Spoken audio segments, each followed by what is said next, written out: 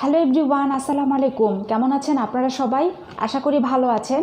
আমি হালিমা আক্তার তমা। আজ আপনাদের সাথে আলোচনা করব ফৌজদারি কার্যবিধি থেকে দায়রা আদালতের বিচার এই টপিকটি নিয়ে।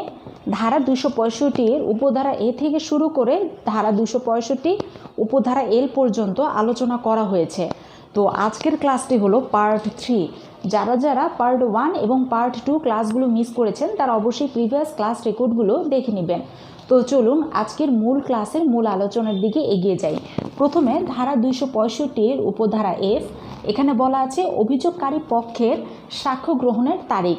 অর্থাৎ এই ধারা অনুযায়ী মনে করুন যিনি অভিযুক্ত ব্যক্তি বা আসামি তিনি যদি দোষ স্বীকার না করে অথবা আত্মপক্ষ সমর্থন কিংবা আদালতের নিকট বিচার প্রার্থনা করে অথবা ধারা 265 উপধারা ই অনুযায়ী দণ্ডপ্রাপ্ত না হয়, তখন যেটা হবে যে আদালত সাক্ষীর জবানবন্দি গ্রহণের জন্য তারিখ ধার্য করবেন এবং অভিযোগকারী পক্ষের আবেদনক্রমে সাক্ষীকে আদালতে উপস্থিত হতে বা কোনো দলিল উপস্থাপন করতে অথবা কোনো ধরনের ডকুমেন্ট বা প্রমাণ আদালতের নিকট পেশ করার জন্য যে কোনো প্রকার পরোয়ানা ইস্যু করতে পারে বা পরোয়ানা জারি করতে পারে।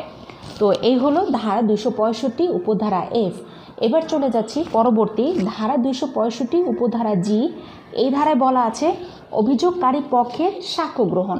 আচ্ছা, এখন বিগত যেই ধারাটা আমরা জানলাম এই ধারায় তো আমরা শিখেই নিলাম যে বিজ্ঞ আদালত সাক্ষ্য গ্রহণের জন্য তারিখ ধার্য করবে।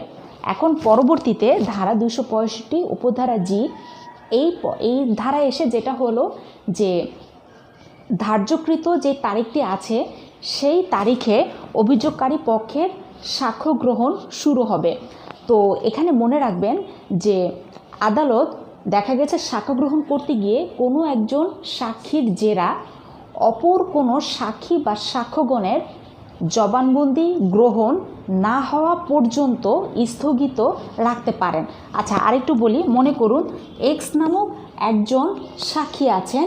তো এক্স নামক এই সাক্ষীর জেরা আদালত চাইলে স্থগিত রাখতে পারে অপর ওয়াই কিংবা জেড নামক কোনো সাক্ষী বা সাক্ষীগণ তাদের জবানবন্দি গ্রহণ না হওয়া পর্যন্ত এই মিস্টার এক্স এই সাক্ষীর জেরা স্থগিত রাখতে পারেন। আবার আদালত তার ক্ষমতা বলে আদালত চাইলে কোনো সাক্ষীকে পুনরায় সাক্ষ্য গ্রহণের